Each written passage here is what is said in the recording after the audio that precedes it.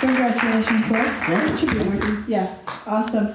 Tell me, first of all, I have so many questions for you, but walk me a little bit through the genesis of the project. How did you get involved? How did you come up with the story? There's just, yeah, take that. Well, the story, I was approached by Caltech, by the Ligo laboratory at Caltech, to make the film.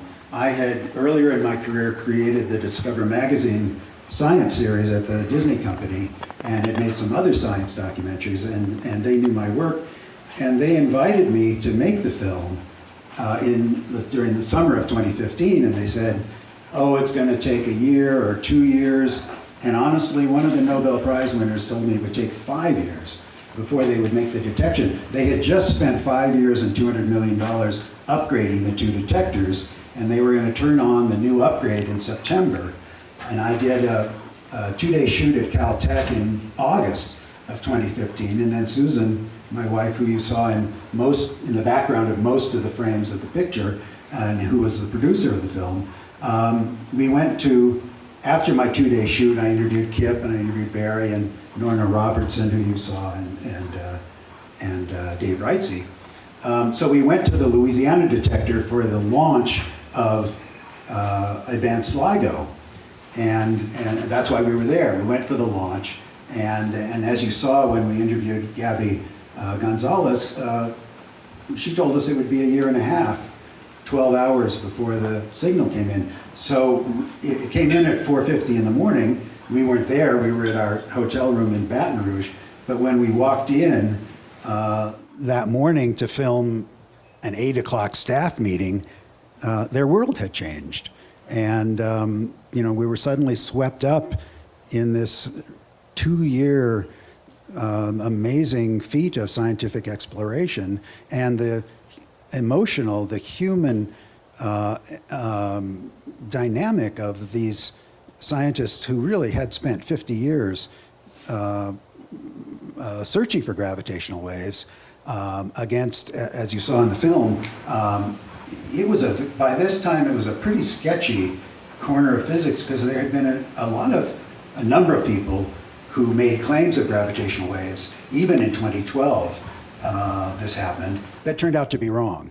So, graduate students told me, and no matter how old the scientist was, they told me the same story. They said, everybody told us we were wasting our PhD, or we were wasting our graduate work on this sketchy area of science.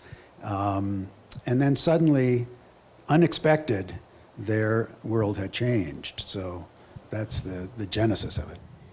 It's just blowing my mind continuously, but I think you do a great job of setting up how much of a high bar of proof they wanted to see themselves before they made anything public, before they themselves even believed it, And I also think you did an incredible job sort of communicating to me, an audience member who really understands nothing about most of the words that were said, on just the very advanced nature of the research that's happening.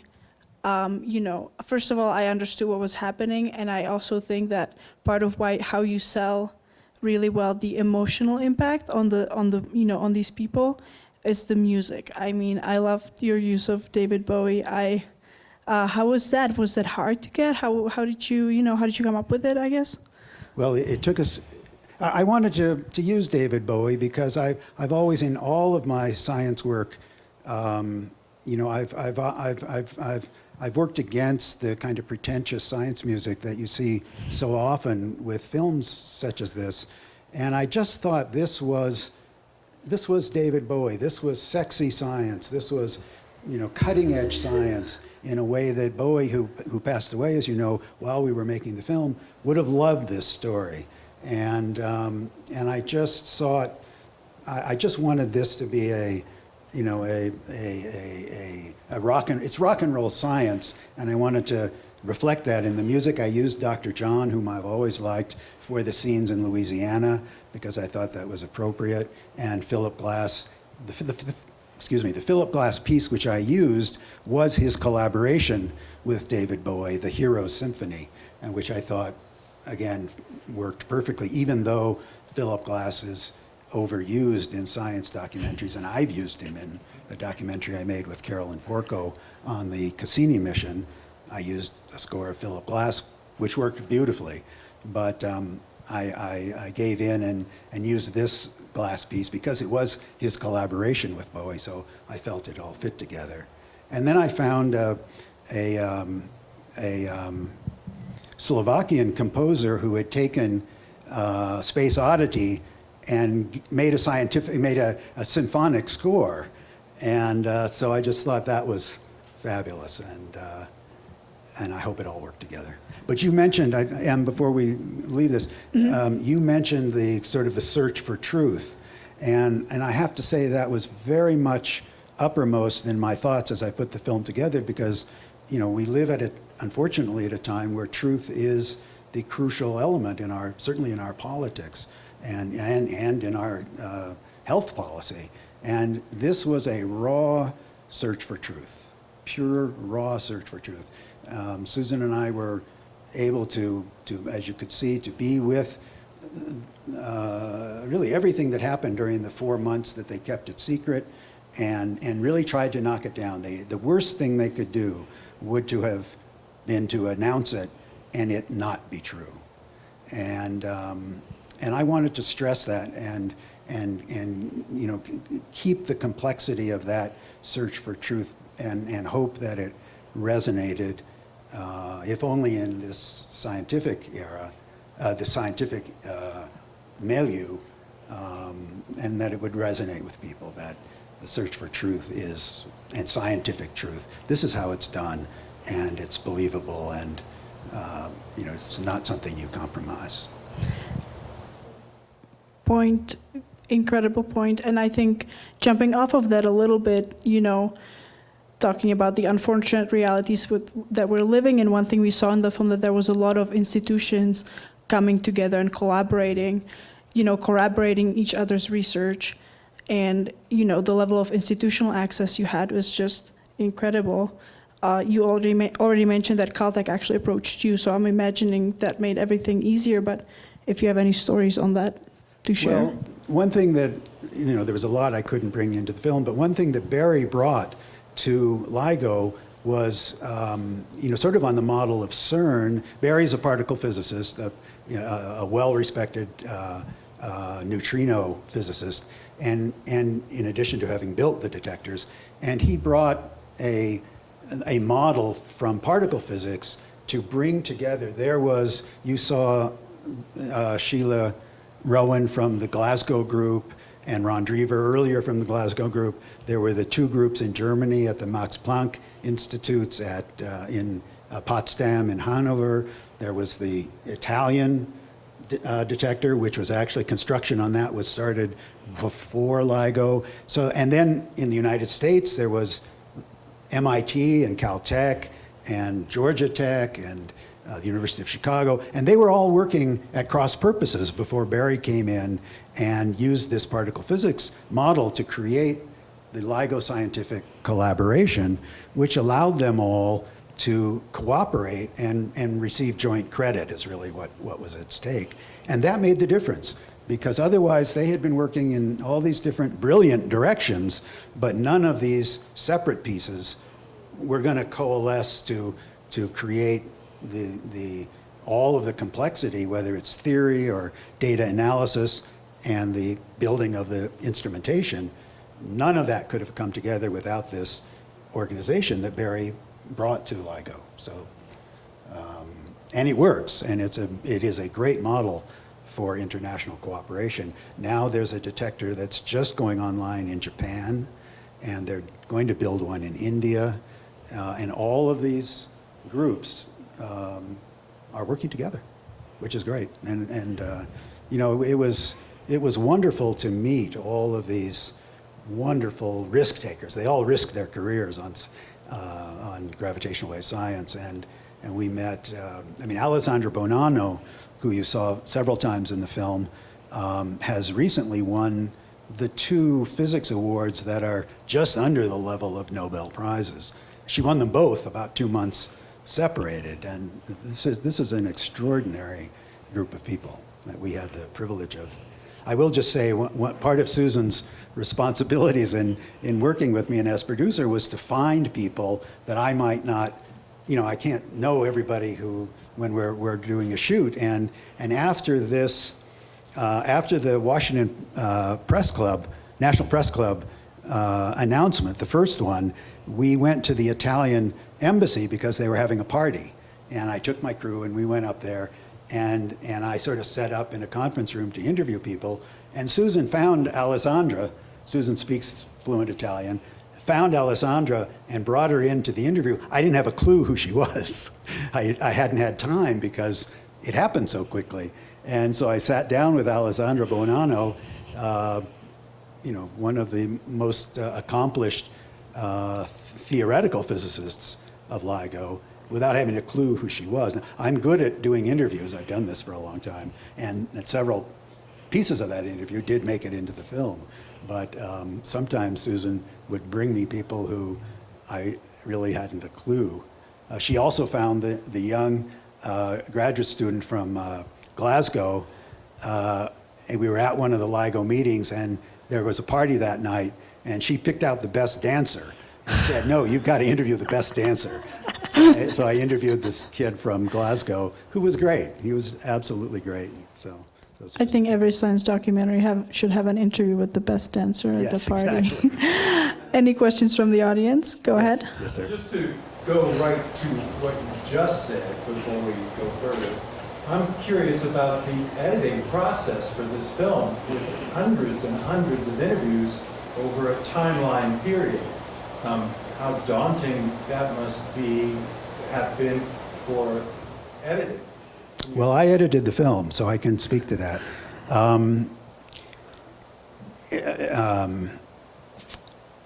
I wrestled for a year, just from a content standpoint, quite apart from the editing, how to present this to an audience like us. And I don't have a particle physics background. I don't have a deep math background. It's probably an advantage to being able to translate it. But I really wrestled for a year with with all of this material, how can I make this understandable to an audience? I mean, Kip Thorne and Richard Feynman were the first to say curved space, warped space is a concept the human mind can't comprehend. They both said that separately. And there's some truth to that. So how do we present that? How do I make it understandable? I tried to do it through the experiences of the younger physicists, so that really serving two purposes. One, they were fun to watch and smart, and the incidents, the things that we captured in the interviews happened to work really well. But also because they were young, Barry and Kip particularly can be very intimidating. And I didn't want the audience to be intimidated by these, smart people. Alessandra's intimidating. Vicky Caligera from Northwestern is very smart and very intimidating. So I wanted to focus on the younger physicists who were, I thought more approachable. In terms of selection, I divided it into chapters because I felt that it had to be segmented, that I wanted it to be segmented. And I just, as any editor or writer, I wrote the script too, would do, I just went through the interviews, and we had, we filmed, we were in production for 2 years, and we didn't plan it that way. But after the first detection, I began putting this script together, and I put the first 2 chapters together. And I had a very good, very nice National Science Foundation grant to help pay for it. And part of that grant called for my doing a video series for STEM students and other people who were interested in more detail about LIGO. So we continued in production as much for the video series as anything else. And then, so I was putting the film together when they made the second detection. And suddenly, the last half, if not 2/3 of the film, the last half of the film actually changed, because it did give me a stronger storyline. And after the neutron star discovery, 2 months later, they won the Nobel Prize. So our Did you last... borrow the Nobel segment from some other filmmaker? Well, I actually went, I also have a camera credit here. I didn't bring my crew to Stockholm because it was just too expensive, and I've shot somewhat enough to know what to shoot. So I shot, the Nobel ceremony we licensed from the Nobel Foundation, and the photographs of Ray and Kip and Barry with the Nobel medals we licensed from the Nobel Foundation. But I shot anything else that was there, the party, the dinner afterwards. You know, that anyway,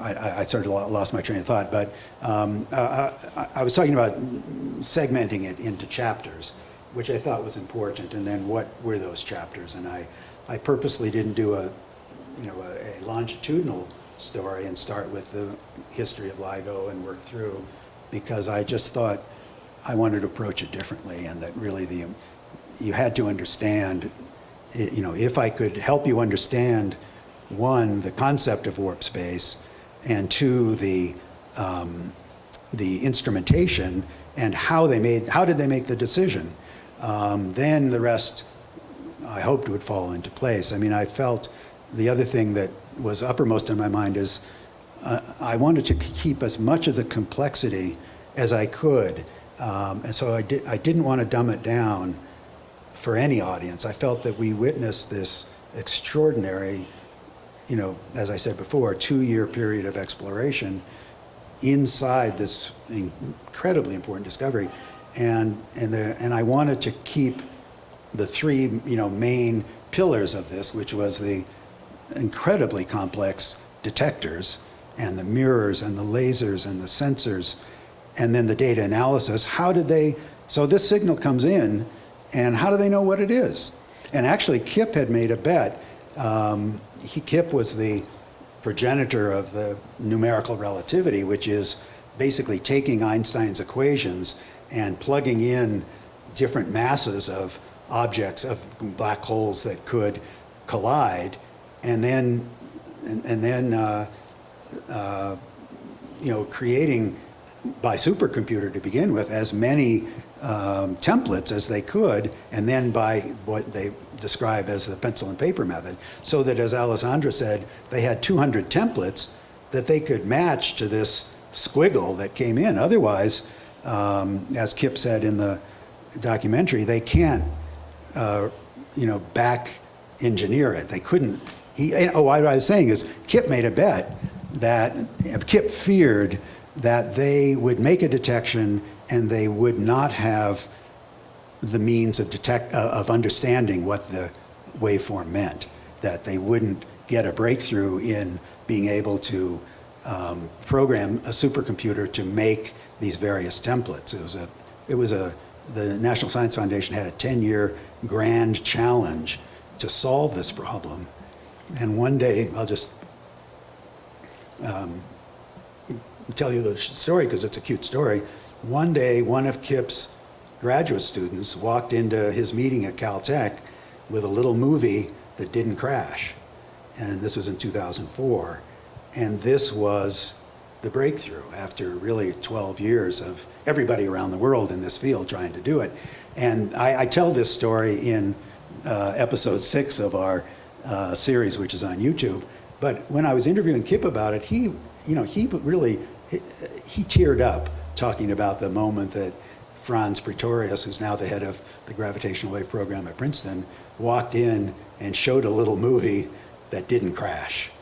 Anyway, that's part of the story. But the final part of that, there was the building of the detectors, there's the instrumentation, the data analysis, and the theory, general relativity, which you had to have some understanding of in order for all of this to come together. So I wanted to maintain as much of the complexity because I felt it was a real triumph of the human mind to have put all these things together to make this incredible detection, remembering that the amount of displacement of the mirrors was 1 atom in the distance between the Earth and the Moon. So, It's so hard to understand. Even, I mean, you know what I mean. Maybe you don't, sorry. Anyway, you mentioned how you didn't want to dumb it down, so I'm wondering if you had any feedback from the subjects or the scientific community. well, I've had great response from the scientific community, and I have their comments on our website, which is ligothefilm.com. Ray said it was the best example, the best documentary about the scientific process that he had ever seen. I've gotten lots of positive, we've gotten great response to the film. So from my point of view, if Ray liked it, I would consider it a success because he's a very severe critic. And Kip, very severe critic, and they all have been very big fans of the film, so that's good. I am so glad to hear it. Any more audience questions? No. All right. I think. Thank you very much for coming. Yes. Thank you so much. And thank you, Les, for being here with us today.